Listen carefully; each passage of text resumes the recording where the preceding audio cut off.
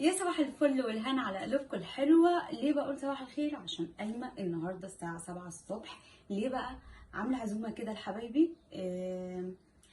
عاملين اكل، عاملين حاجات حلوه، فحبيت اشارككم كده. تعالوا نشوف هنعمل مع بعض، يلا بينا.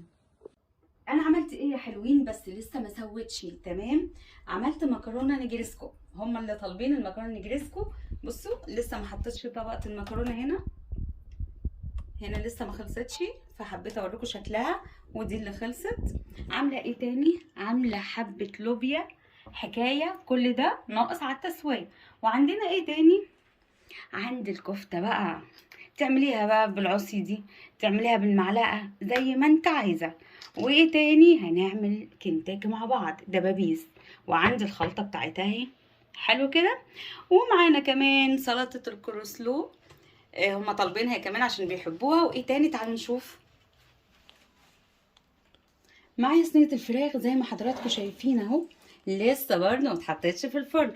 كل ده انا عاملاه من الساعه 7 الصبح، ودلوقتي الساعه 11 انا مخلصه كل حاجه، فاضل على التسويه بس.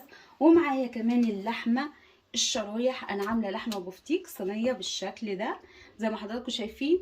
وهعمل ايه تاني؟ هعمل رز بسمتي لسه ما اتغسلش ولا اتعمل فيه حاجه. حبيت اوريكم انا بعمل ايه النهارده. تمام، تابعوا معايا، هتشوفوا كل الحاجات دي على السفره وهي مستويه. استنوني. ورجعت معاكم حلوين بعد ما خلصت الاكل اللي قلت لكم استنوني. وتعالوا نشوف ايه اللي حاصل بعد ما شفتوا الحاجه قبل ما تستوي. معانا المكرونه النجريسكو اهي، تمام. معانا الكفته والرز البسمتي. بصوا الشكل، بصوا الشكل، ادوق تحفه تحفه. معانا اللحمه اهي اللي هي المفروض بفتيك، تمام. ومعانا الفراخ استوت بالشكل ده. ومعانا حبه لوبيا حكايه، تحفه تحفه تحفه.